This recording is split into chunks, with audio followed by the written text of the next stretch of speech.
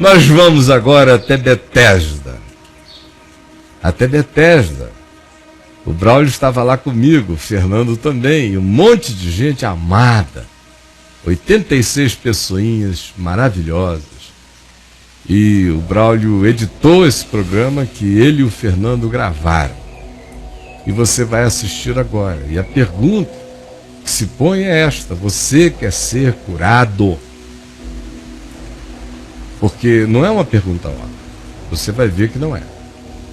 A maioria de nós, de fato, não quer ser curado. A gente quer ter pretextos para não ser curado. Mas deixa o Espírito de Deus falar com você agora. Nós vamos a Betesda. Daqui a 40 minutos estaremos de volta com você.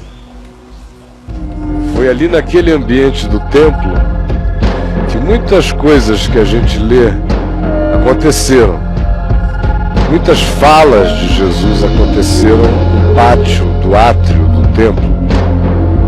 Algumas curas, um mero estender de mão, gerava uma total subversão no que ele estava dizendo.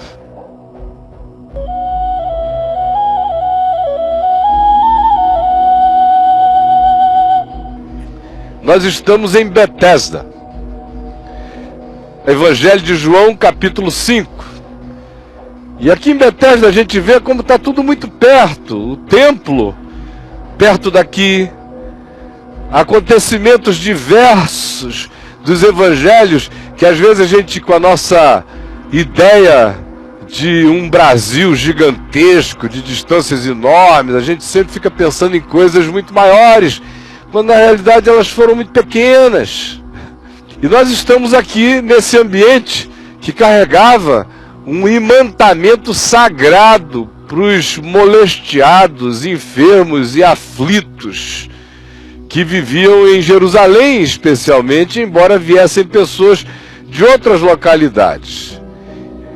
O tanque de Betesda, a gente não pode, assim, de uma olhada, visualizá-lo, porque ele foi objeto de muitas construções, sobre construções, por ser um lugar com essa descrição do Novo Testamento, do Evangelho de João. A religião, o cristianismo, erigiu aqui seus lugares sagrados, seus lugares de culto, de modo que é o dom de destruir o que podia ainda estar intacto. Ou se não intacto, com muito mais visibilidade. Mas na hora que vocês forem fazer a visita por dentro, eu espero que vocês recuperem um pouco a ideia que o Novo Testamento dá, dizendo que era um lugar de uma piscina com 5 pavilhões de águas. E que à volta desses 5 pavilhões de águas ficavam toda sorte de doentes, de todo tipo de moléstia e de necessidade. O nome do lugar, Betesda, significa Casa da Misericórdia. Por isso há tantos hospitais com esse nome no mundo inteiro, Betesda, Casa da Misericórdia. Por que o lugar era assim chamado de Casa da Misericórdia? Porque se diz aqui no Evangelho de João que num determinado momento, que não tinha agenda pré-fixada, não tinha data marcada, um anjo descia dos céus, não de maneira visível, de modo que as pessoas pudessem dizer: olha o anjo chegando, olha o anjo. Não, não era assim. A única interpretação que surgia na mente deles de que o anjo estaria ali é porque a água, que não tinha nenhum fluxo corrente que pudesse animá-la com uma intensidade ondulante, de repente ondulava. E aquela ondulação,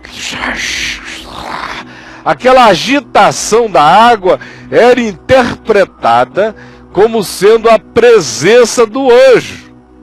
E aí o que se creu, o que se passou a crer, não se sabe como é que essa crença foi desenvolvida aqui em Jerusalém, nem exatamente quem foi que a deflagrou, mas a crença era que aquele que pulasse em primeiro lugar na água, ficaria curado de qualquer mal que tivesse. Vocês vejam como é uma crença bem seletiva, bem religiosa, bem evolutiva, darwiniana, do ponto de vista da sobrevivência do doente mais rápido. Então, quem conseguir chegar antes é curado, e era só um por vez. E aí fila de novo ano que vem. 2014, eu perdi 2013. Fui fazer um xixizinho, tava ali há um tempão. Saí para um xixi, a água agitou, alguém pulou e saiu curado e eu não. Aí acumula tudo. Isso aqui foi virando um depósito de miseráveis. Não era um lugar legal de estar.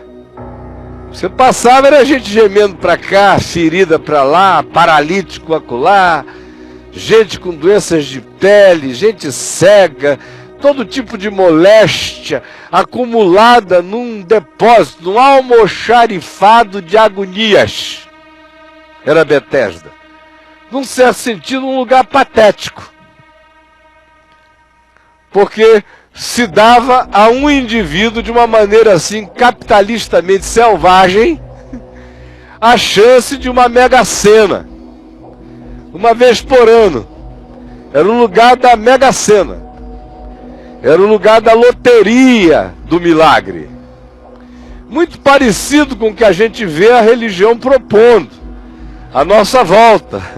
Nem todo mundo é curado, mas quem é recebe um microfone e dá um testemunho.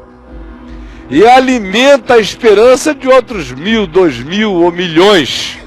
Aqui no caso alimentava a esperança de algumas centenas, mais, que diziam, não, esse negócio funciona. Porque o fulano agora levanta o braço. Levanta o braço, fulano. Tá curado, fulano, eu tô. Aí todo mundo dizia, vamos ficar. Aí a família vinha visitar, vamos para casa. E o indivíduo, não, Dona Maria, que sofria de artrose, teve o braço curado, ela levanta agora, então o meu reumatismo vai passar. Ano que vem é só esperar. Podem me sustentar aqui. E enquanto sustentavam o doente aqui, sustentavam os que viviam da miséria do lugar também. Os gestores de uma misericórdia miserável. A palavra misericórdia é ter coração pela miséria do outro. Isso significa misericórdia. Mas essa era uma misericórdia tão seletiva que o que se destinava em solidariedade na loteria do milagre a alguém gerava uma multidão de esperançosos mórbidos, aguardando o dia de uma visitação que não curaria todos, mas curaria apenas aquele que chegasse primeiro por esforços próprios, ou por esperteza, ou por malandragem, ou por oportunismo, ou por mera casualidade de estar mais perto do que da água que se agitou. Portanto, conquanto o Evangelho de João não fale nada sobre o significado desse anjo, apenas descreva qual era a expectativa do povo em relação a essa visita, no meu coração sempre ficou muito claro que isso se tratava de um fenômeno humano, de sugestão, de indução.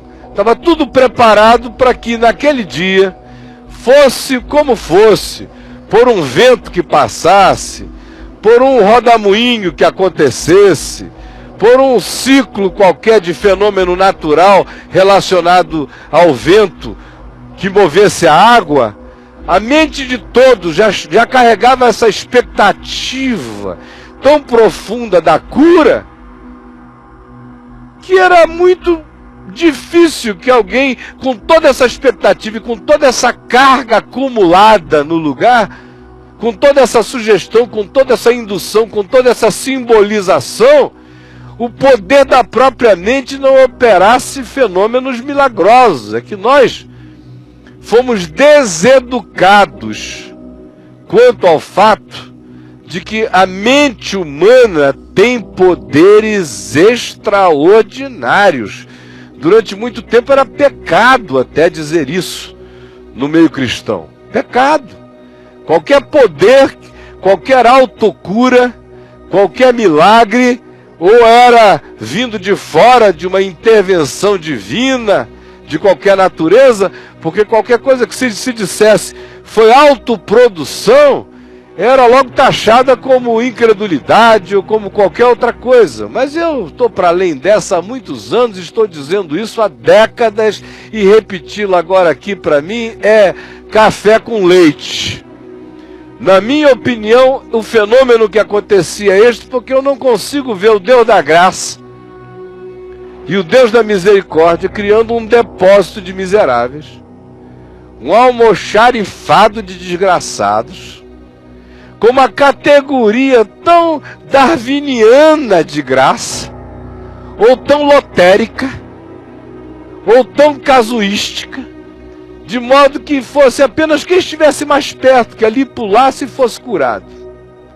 Então a primeira coisa que eu queria lhes dizer, hoje, antes de a gente prosseguir, tem a ver com esse aspecto do que o espírito das expectativas religiosas magificadas, pervadidas e penetradas por induções e por sugestões pode causar. Não cura a todos, mas cura alguns, ou alguém. E a cura desse alguém é o alimento esperançoso, alienado dos outros que continuam ano após ano esperando a mesma coisa de um Deus estranhamente perverso e seletivo. Porque tendo graça para derramar sobre tantos, elege um critério tão esquisito de cura divina para atender à necessidade humana. Não era o mais carente, nem era o que tinha mais fé, era apenas um oportunista. Foi passando, ai, pô, pulou, peguei, é meu. Isso não parece com nada, em nada, com o Deus que é amor, com o Deus de Jesus, com o Deus da palavra, com o Deus da graça, com o Deus da misericórdia, com o Deus da bondade que olha para o aflito e contrito de coração e que ouve orações e não estabelece mecânicas misticistas de milagre. Porque o que se tinha em Betesda era uma mecânica misticista e não uma mística de graça. Só uma mecânica misticista no depósito humano das infelicidades. Aí Jesus chega aqui. Aí você pergunta, então por que ele não chegou e não curou logo a todo mundo assim? Passou a mão assim. Bene Jesus. E todo mundo se levantou. Porque ele foi exatamente diante de um homem que era campeão de espera aqui no lugar. O cara estava aqui há 38 anos. 38 anos. Quem tem menos de 38 anos aqui? Olha aí. Fernando ainda não tinha chegado lá. Quem mais? Você ia ter que viver muito tempo, Camila, para chegar na idade do cara. 38 anos. Era quase uma geração bíblica, 40 anos esperando ali. O cara tinha assistido o templo ser construído ali, esperando. E é para esse indivíduo, com categorias de leitura do coração dele, que nos fogem à percepção, que Jesus vai, a ele se dirige. E lhe faz aquela pergunta idiota, absurda, aparentemente. Tu queres ser curado? Se um cara que está há 38 anos aqui, não se perguntaria um negócio desse, né? Você escuta, o que você acha que eu estou fazendo aqui esse tempo todo? É porque eu adoro ficar doente, eu adoro ser paralítico, é uma bênção. E eu gosto da companhia da miséria, da desgraça, gosto da frustração. Fiquei assim com um sentimento mórbido na agonia. Mas é isso mesmo. Porque quando você vive dessas expectativas mecânicas e misticistas, dessas curas que a religião, cheia de misticismo e sem a mística da graça genuína e verdadeira, produz, o cara acaba ficando doente da sua própria enfermidade. E além da enfermidade de uma paralisia, ele contrai outras doenças. Ele contrai uma doença psicológica de morbidez. Ele desenvolve uma atitude psicológica de autoimagem esmagada. Todo mundo vai menos eu. Todo mundo consegue, eu não. Sempre tem gente que chega primeiro do que eu. Ele fica doente do convívio. Desenvolve-se uma codependência. Depois de um tempo gera-se uma confraria. A confraria dos mais mal sucedidos. A minha intimidade aqui não é com ninguém que chegou ontem e recebeu o benefício amanhã. Esse desgraçado eu não quero nem ver. Agora, irmão querido, companheiro de 33 anos, eu só estava aqui 5 anos antes de você, mas você está aqui comigo, ó. Vai se gerando essa fraternidade dos agônicos, dos aflitos, essa solidariedade dos gemidos. E não é uma solidariedade de cura, é uma identificação mórbida. Apenas isto. Como a gente vê acontecer. E na religião é muito comum, você vê uma pessoa às vezes naquele mesmo estado e ela não procura nenhum outro socorro. Se você disser, você precisa de um médico, ela diz, eu te repreendo em nome de Deus. É a abominação que você falou. Qualquer sugestão que você traga é contra a fé. Porque fé para ela agora é aguentar até não poder mais, no lugar da sua desgraça. E qualquer coisa que seja contrária a isso é heresia, é apostasia, é negação da fé. E ainda existem aqueles que dizem, se você fizer diferente, perdeu a esperança, perdeu a fé, fica aí agonizando que o teu dia vai chegar. O teu dia vai chegar. E a pessoa vai ficando, ou vocês não conhecem milhares de pessoas nesse estado. Mas esse estado é mais sutil. Aqui ele é grotesco, ele é bizarro.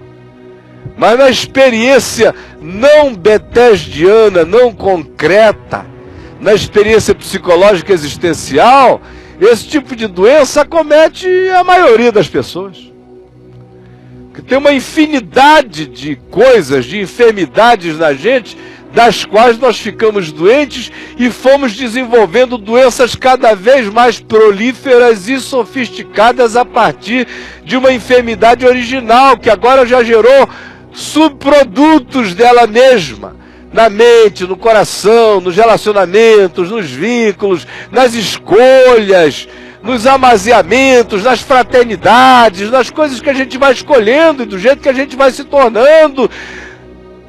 Doente da enfermidade, enfermo das muitas doenças, de uma enfermidade que gerou muitas doenças e de muitas doenças que retroalimentam para sempre a enfermidade.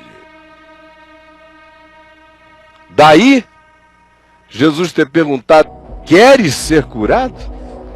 Se é a única coisa de fato lógica do ponto de vista espiritual, de quem tem consciência de como dor vicia, de como doença vicia, de como fraqueza passa a ser um tema da vida, de como certas dependências se transformam no nosso assunto existencial, sem o qual a gente desaprende a viver. Se, portanto, esta pergunta, tu queres ser curado, a pergunta mais própria e mais pertinente a se fazer.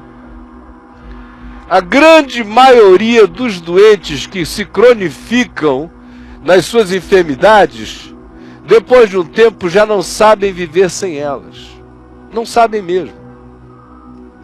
Aquilo é o assunto deles. Você chega na casa, como é que vai, fulano? Você está bem?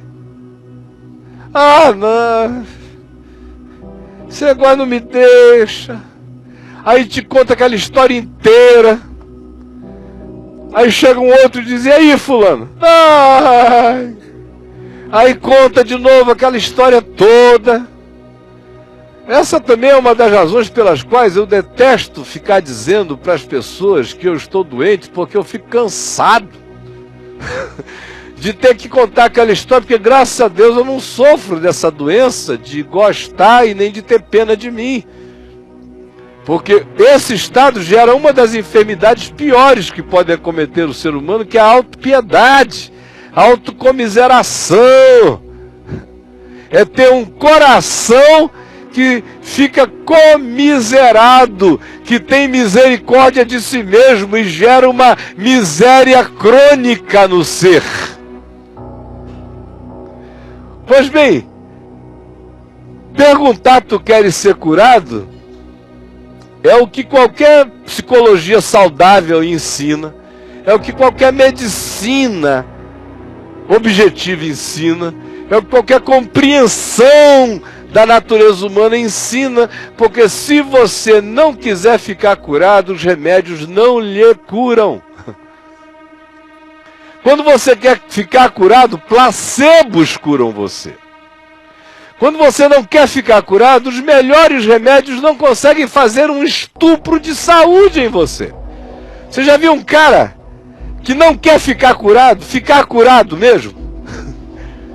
Recebendo as melhores medicinas e ele dizendo, desgraçados, estão me curando, eu estou ficando dia a dia melhor, que horroroso. Não consegue. 85% do que nos acomete é produzido pela nossa psique. É psicossomático. Se eu não quiser ficar, eu não ficarei. A melhor medicina me será um paliativo que logo, logo eu superarei com a minha construção mental negativa que me adoecerá daquilo ou de outra coisa. Porque o estado enfermiço, curado de algo, desenvolve outra enfermidade para poder ter o tema do dia.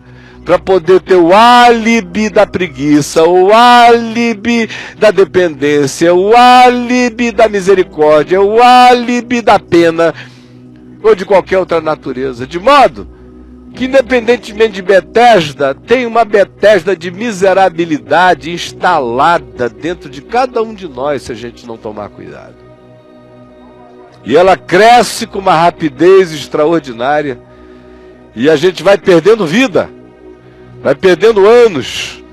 Depois você se dá conta, está há 38 anos num estado miserável. E ainda que você diga o tempo todo, ai Senhor, tudo que eu quero é a tua cura. Mas é mentira. Você não quer cura. Você não saberia o que fazer de você saudável. Você ia ter que ajudar a carregar o banco. Doente não. Eu fui pegar o banco aqui, já chegaram três. Deixa, pastor, deixa, pastor. Aí o cara, então vai, irmão. Mas você todo saudável? Você tem que pegar o banco, carregar o piano, lavar a louça, empurrar o carro. Alguém vai dizer, segura aí, você tem que segurar. Agora doente você só aconselha. Aconselho, se eu pudesse eu te ajudaria, é uma pena que eu não posso, mas olha, melhor modo de pegar é aquele canto ali, tá legal? Aí vai, como a maioria vai vivendo, é um estado de um conforto mórbido, vampiresco, horroroso, mas está presente na maioria de nós, numa área ou noutra área da vida está presente. Às vezes está nos relacionamentos afetivos, por exemplo. Tem muita mulher de Betesda por aí, muito homem de Betesda por aí. Fica dizendo, esse ano não deu, mas ano que vem, quando o anjo agitar, aí ficam esperando uma agitação, aí passa uma agitação, aí vão, só para se danar. Porque na realidade não querem pensar com as categorias que os faria fazerem uma escolha de vida. Querem apenas uma loteria. E vão perdendo vida, perdendo tempo, perdendo vida e sempre criando alegações. Ah não, não deu certo porque não era a minha vez, porque o cara não era aquele. Vão sempre criando alegações. Quem está de fora olha e diz, meu Deus, mas é óbvio que não era! Não era! Mas não adianta. A pessoa precisa andar no seu auto-engano, não sabe viver sem a temática da sua própria enfermidade, da sua incompletude. A sua incompletude a completa morbidamente na existência. Tu queres ser curado? Em qualquer área da vida. Qualquer área da vida. Às vezes a gente tem algumas enfermidades que são tão atávicas já, que a gente diz, eu sou assim. E a gente desenvolve filosofias, argumentos, defesas, desculpas. O cara vai do gene, do DNA, a qualquer construção abstrata só para justificar. O mundo inteiro está errado, eu estou certo na minha deficiência. Mas é um processo de uma sutileza, de uma penetrabilidade, de um poder metástico, muito para além do que a gente possa conceber. Porque a nossa mente sofre desse mal. Daí vem Jesus e diz, tu queres ser curado? Tu. Eu espero que nesse momento a gente esqueça o cenário de Betesda e a gente olhe para a Betesda interior do nosso coração, faça as viagens mais diversas que o Espírito de Deus nos conduza a fazer para que nos enxerguemos. Porque a pergunta é só essa, tu queres ser curado? Aí o homem deu a famosa desculpa, né? Jesus não perguntou a ele, escuta, é difícil ser curado? Me conta a saga das tuas frustrações. Jesus fez uma pergunta simples, tu queres ser curado? Aí o homem diz, Senhor, toda vez que o anjo move a água, alguém pula na minha frente. Eu não consigo. Infelizmente para mim não tem dado. São aquelas fidelidades à esperança mórbida, que não é esperança, que é apenas uma desesperança apelidada de esperança, apenas pela perseverança mórbida no estado em que se permitiu ficar e dali não sair. Aí vem a desculpa. Ah, eu não consigo, eu não chego antes. Todo mundo chega antes de mim. Olha aqui.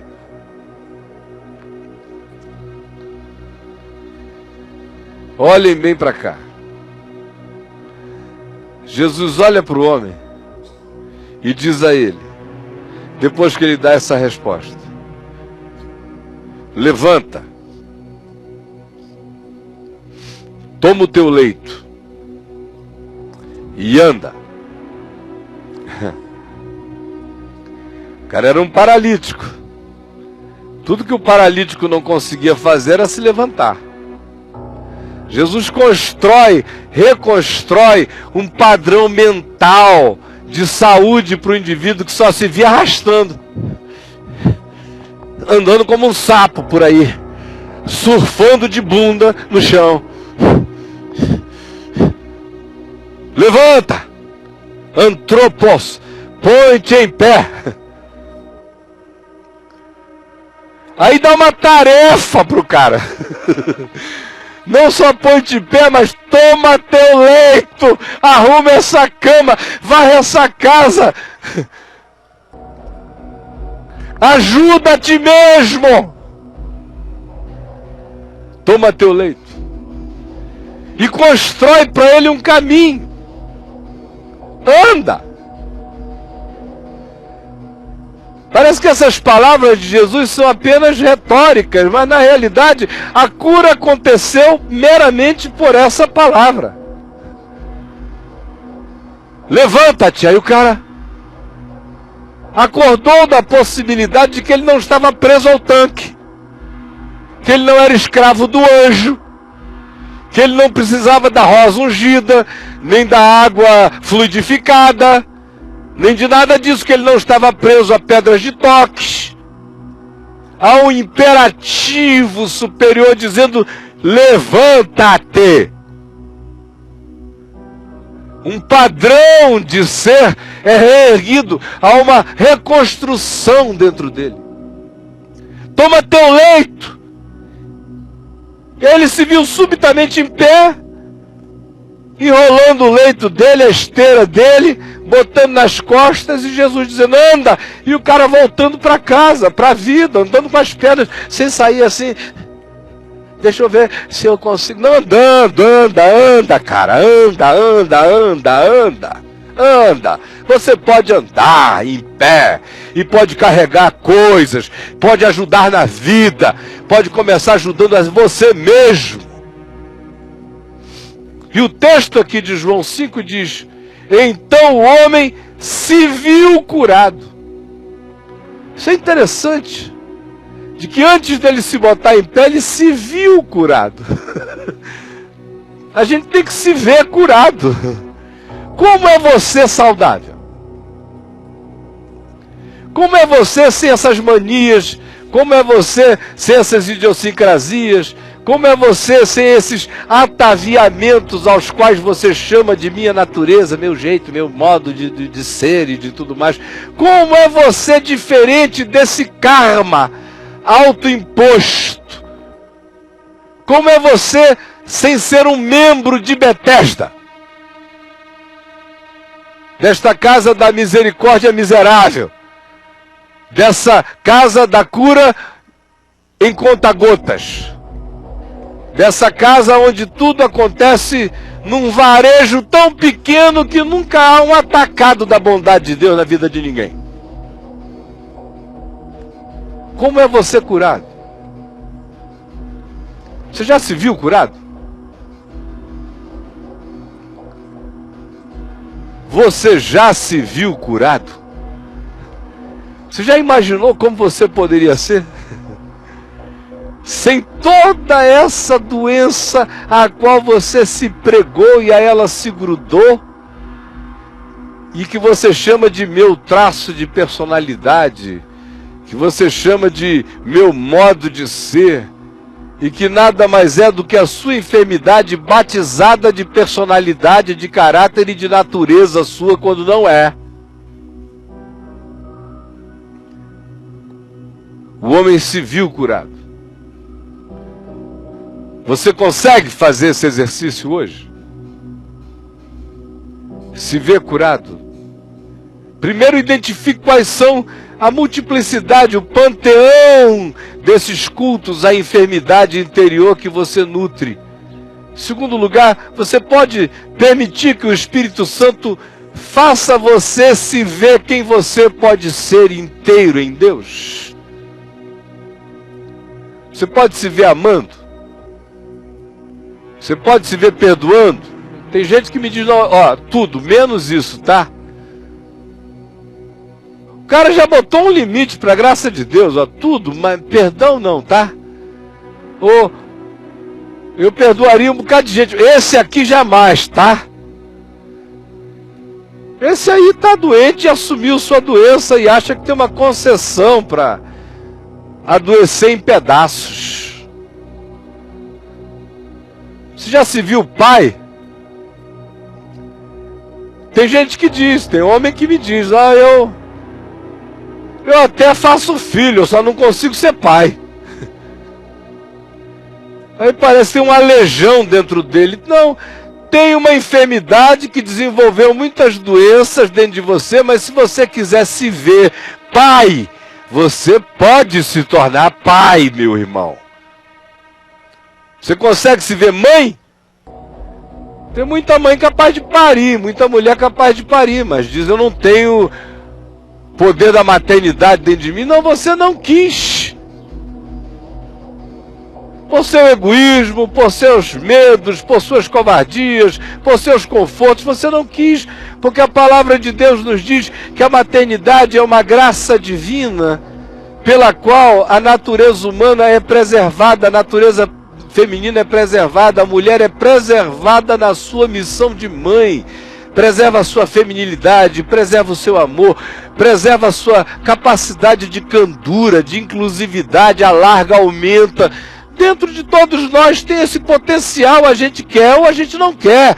A gente não foi educado nele e assumiu que ele não é possível em nós e daí carnificou-se nisso. Mas se nós quisermos, tudo é possível ao que crê. Tudo é possível. Tudo. Qualquer coisa. Tudo.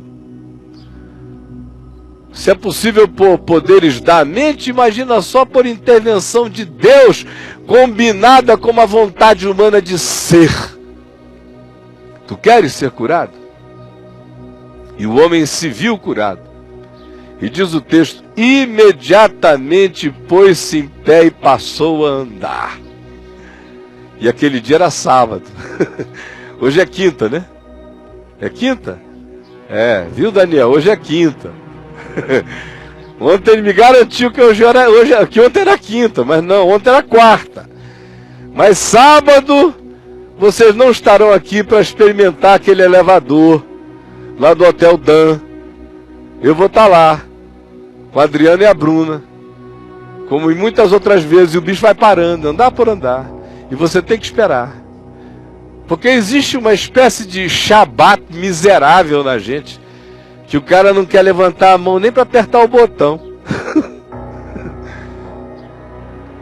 E prefere ir na lentidão dos cágados do que apertar o botão e ir. Porque preferiu transformar o mandamento do sábado num pretexto legalista para paralisar a vida, para paralisar todas as coisas, inclusive as ações de misericórdia na existência. Tu podes te ver curado e tu queres ser curado? Se você se vir curado, você ficará curado. Não importa o que aconteça, ainda que seja no dia contrário, no dia de sábado, quando todo mundo venha contra, dizendo, não levanta não, desgraçado. E Jesus escolheu, inclusive, o dia que não se podia curar aqui. Até o anjo vinha na segunda. Mas Jesus escolheu o sábado para curar o cara que não queria sair do lugar, mandar ele carregar o leito e andar. Arromba o sábado, quebra qualquer dogma, mas levanta, toma o teu leito e anda em nome de Jesus. Eu já falei demais. Se me deixarem, eu vou falar mais 2 horas sobre esse assunto. Não, porque senão eu vou acabar com o programa. E eu já estou vendo ali o Daniel para lá e para cá, já estou vendo os movimentos assim. Quando os guias começam a fazer assim, ó, é porque o negócio, eles estão começando a se afligir, né? Estão começando a se afligir porque tem mais e eu estou aqui falando muito. Mas levanta-te. Isso é literalmente. Levanta-te. Toma teu casaco, tua bolsa, tua tiracolo e ora comigo antes de andar. Em nome de Jesus. Amém? Todo mundo entendeu? Então não deixe que isso seja um conceito. Transforme isso num bem, numa atitude em relação a qualquer área ou dimensão da sua vida. Por mais que você seja fisicamente saudável, às vezes emocionalmente você não é, psicologicamente você não é, espiritualmente você não é. Todos nós temos milhares de idiosincrasias que a gente não quer nem enxergar. Às vezes a gente diz corpo são, mente sã. Mentira. Eu conheço cada cara com um corpo maravilhoso e a cabeça doidinha por aí. Doida. Vamos orar. Senhor Jesus, obrigado porque a tua graça não tem dia, não tem hora, é todo dia, toda hora. E aonde quer que tu encontres um ser humano quebrantado e contrito de coração, aí tu vens em socorro de todo aquele que te busca porque tu não faz acepção de pessoas, porque tu não determinas seletividade na tua graça, ela se esparrama por quem quer e sobre quem quer, tão somente o indivíduo no seu coração deseje, e até o poder de desejar já é emulação do teu amor em nós, fazendo-nos querer aquilo que pela nossa própria natureza doente, muitas vezes a gente diz que quer, mas tem pavor de desejar e de praticar. Permite que a tua palavra tenha entrado em nós, que o teu Espírito esteja operando em nós, e que a tua cura nas áreas todas que necessitemos vá crescendo e progredindo na nossa vida, em nome de Jesus e para a glória de Jesus. Amém.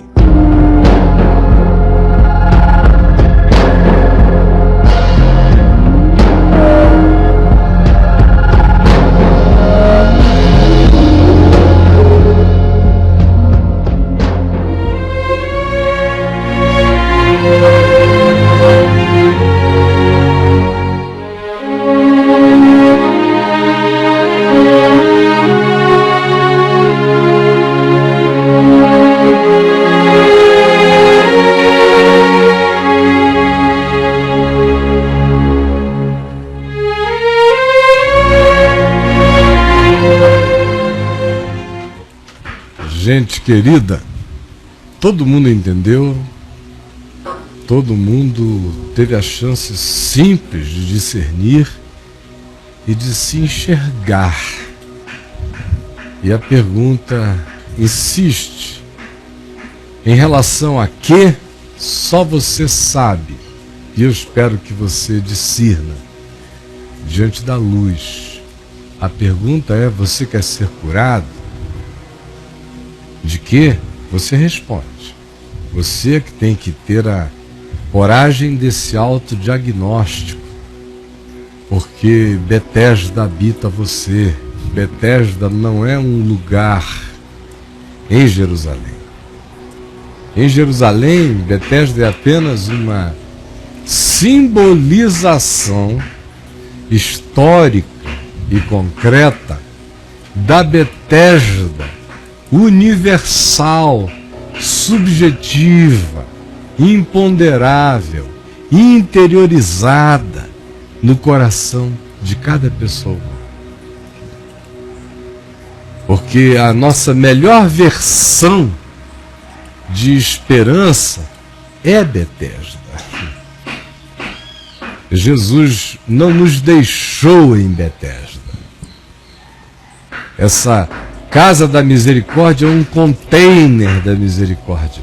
Em Jesus, a misericórdia não tem casa, a misericórdia tem caminho, tem chão, na direção do próximo, com saúde andante, caminhante, não paralisada, não contemplativa e morbidamente estática, na defesa da Casa da Misericórdia, na esperança de que um dia essa misericórdia que me miserabiliza numa espera desgraçada venha me premiar, venha nesse darwinismo de perseverança me premiar com a visita do anjo, quando na realidade o anjo, como você me ouviu dizer, é sempre a manifestação do que também já existe dentro de você universalmente.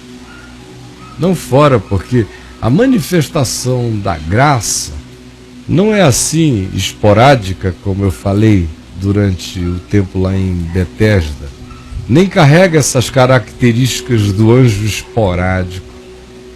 Todo aquele que pede, recebe.